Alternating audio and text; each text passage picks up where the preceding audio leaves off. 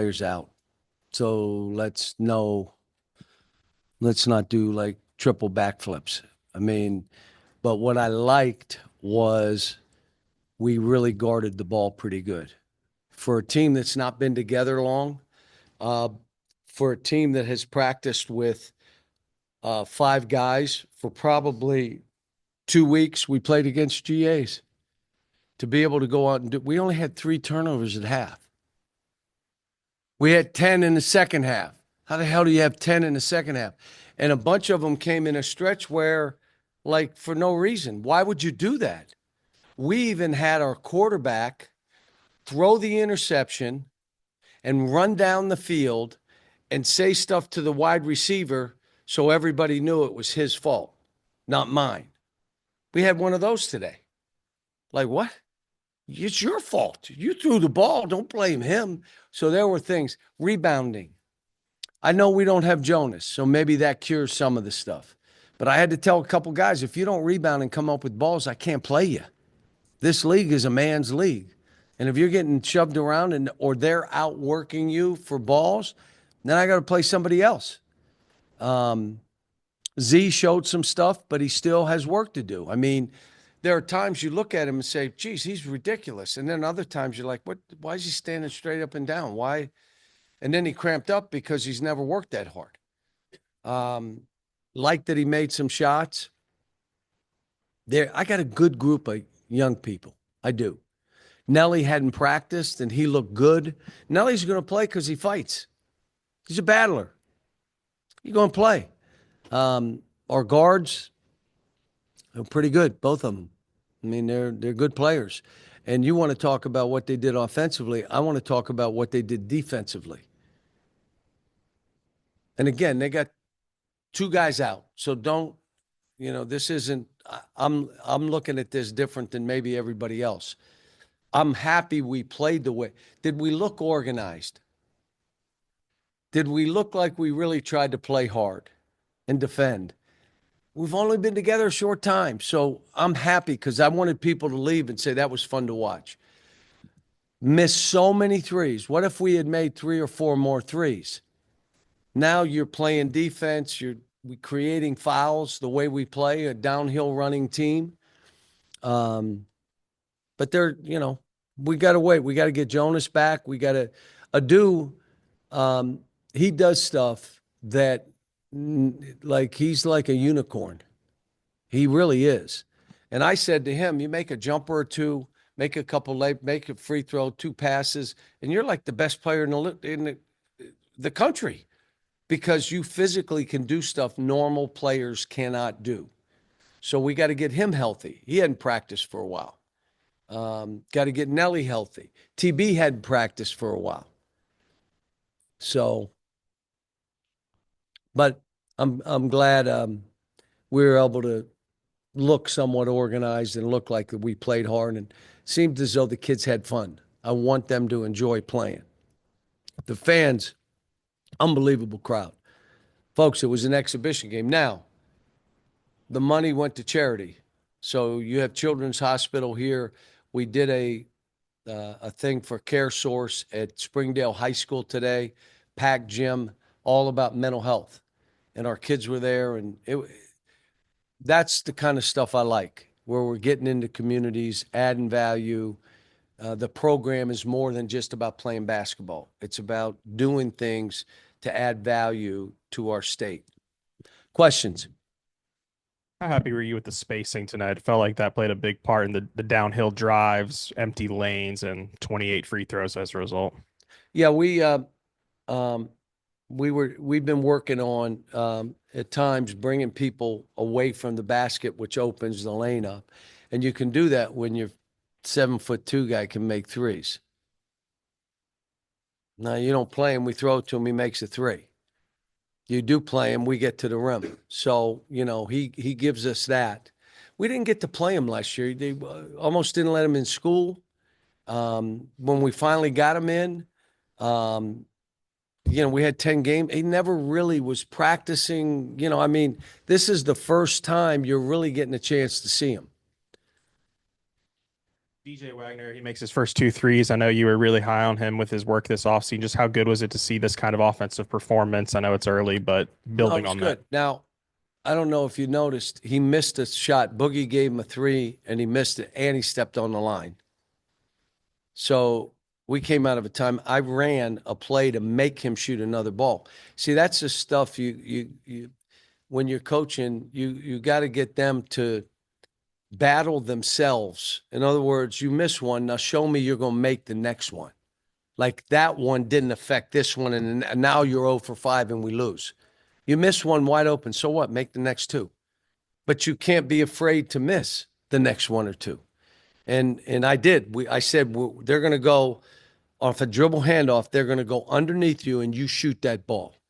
And he did, and he missed. But that's okay. It's what you're trying to teach and learn. Said Kansas would not face a better backcourt, three guards, Boogie Fland, DJ Wagner, and Nelly Davis, than what they faced tonight. As good as those guys were offensively, especially Fland and Wagner, Nelly did defense some was really disruptive. good stuff defensively and came up with balls and was where he was. He was a veteran and he's tough. And he can make a three. Now he tried to do some other stuff. He had 3 turnovers. You don't need to do that. But I said to the guys after, I've got to help define 2 or 3 of these guys. Here's how you're going to play, and you're going to look like a star. Or you can fight me, and I'm not going to play you. I mean, and I didn't, Nelly, I'm telling them, he's got to play, guys, because he'll fight. He'll battle. As good as y'all were shooting from the field in the first half, but the free throw line all night long, really good there. And then winning the turnovers, points off turnovers in transition. What were your thoughts on that? Yeah, no, that was it all because of our defense. And the defense, look, if you can't guard the ball, you can't play good defense. You got to be able to play the ball. And we can with DJ, with Boogie, even Billy can play the ball. Adu can play the ball and keep people in front, which is all we're trying to do. And they're good. They have great motion. They that ball moves and people move and they're flying around. But the biggest thing that hurt us is second chance points. And there were a bunch of them. And it was 2 or 3 guys that just, you either get that ball or I'm putting somebody else in. You ready? A box out drill. No, you get it or he gets it. And if he gets it, I'm putting somebody else in. And then you fight. You come up with those balls. Juwan Harris was just in here and told us he thought that Boogie may have been better defensively than he was offensively. Would you because agree he's with that a assessment? basketball player, and everybody in that building wants to talk about what he did offensively.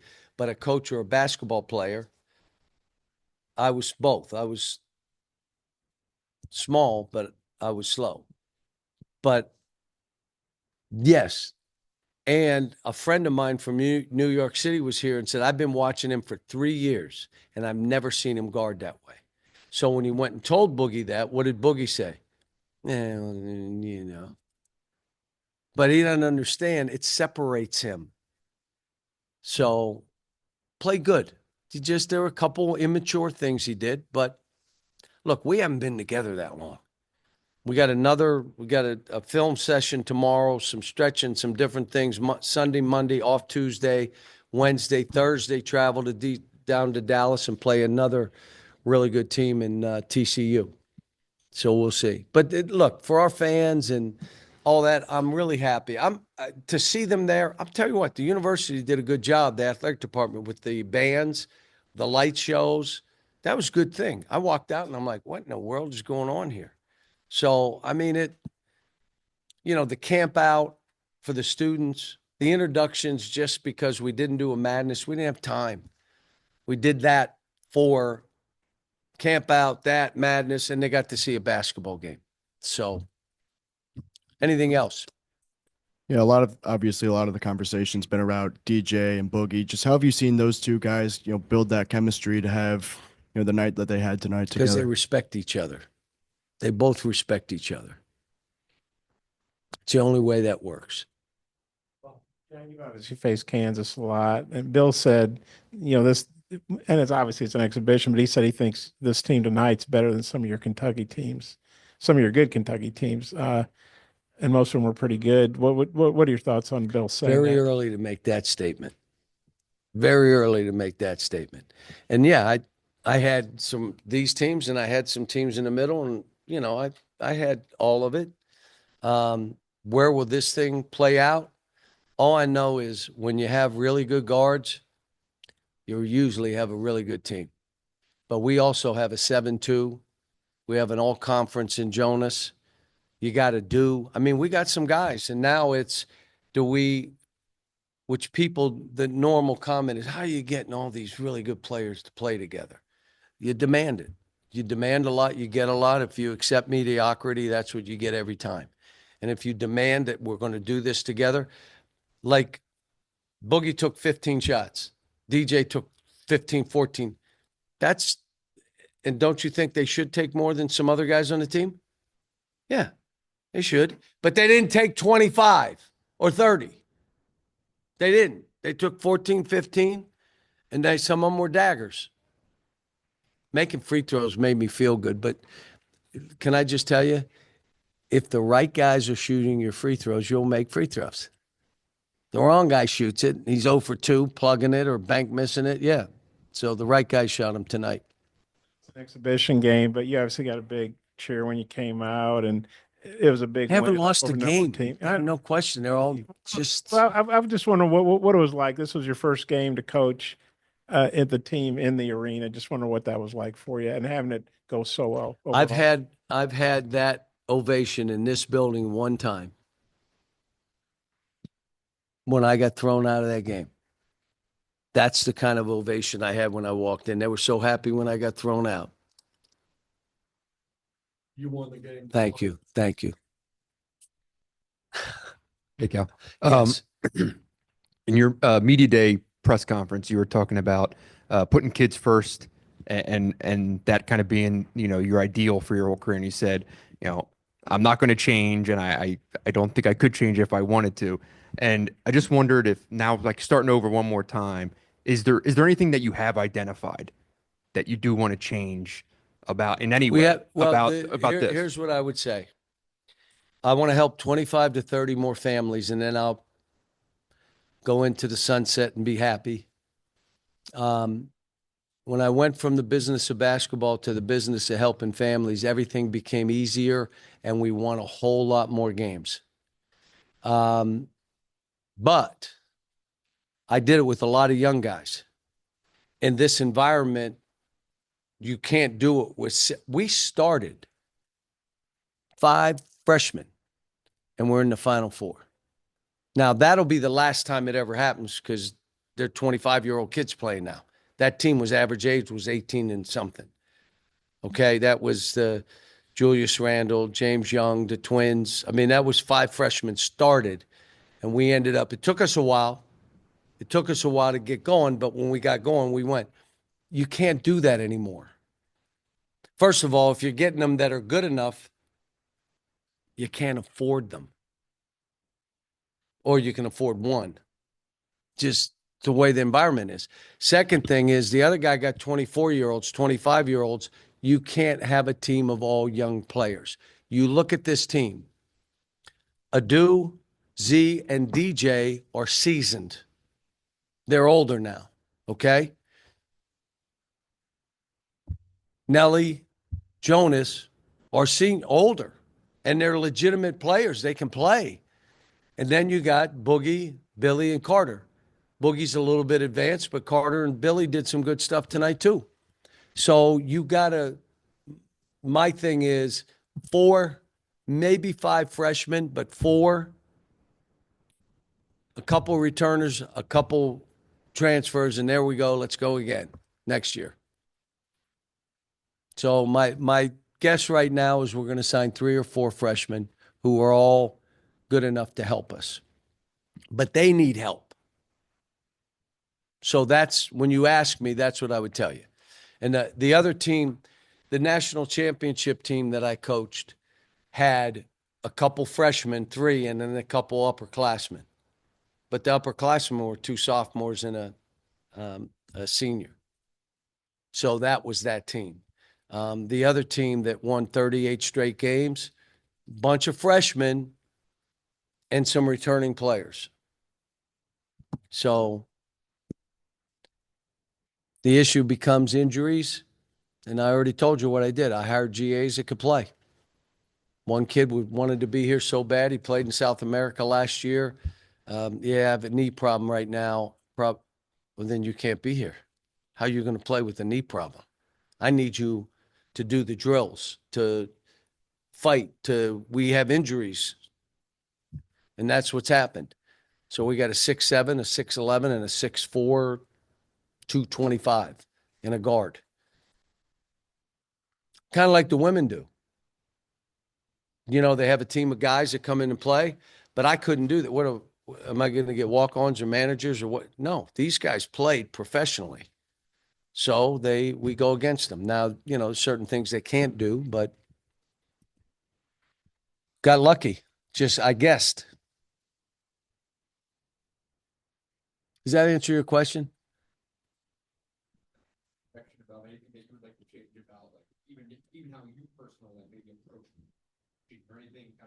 I'm going to be about the kids. And if you want to say, you know, I want to play winning basketball. And if we guard, you'll beat the teams you're supposed to. And then there's going to come a point where you can't go 6 for 24. You got to go 10 for 24. Because you know why? They're not going to go 4 for 24. They're probably going to go 8 or 9. So you're going to have to make shots. You know, and if anybody's saying they have the formula, I've done this a long time in a lot of different ways. But here's what I would tell you. If you make it about the kids and then you play to them, here's what I'm saying. Well, it's more about my way of playing and my system. I wouldn't let Boogie take pull-ups because everybody says you either got to shoot a 3 or a layup. You know what I grabbed him on the court and said? Aren't you happy you're here? I'm letting you do what you do well, your mid-level game. You see him, you're like, that's so simple and easy. So I don't know, shooting more threes, shooting less threes. I don't know. Pressing, in all my years, there was not a pressing team that could advance to the Final Four. Well, there was one. Las Vegas, and they could have played 10 different ways and won. Tark had them. They were vicious. But the rest, you're going to had a coach that you're not going to press them. You're not beating him, pressing them. And they're going to be in great shape. And all of a sudden, you're wearing yourself out. So there's no one way of doing this.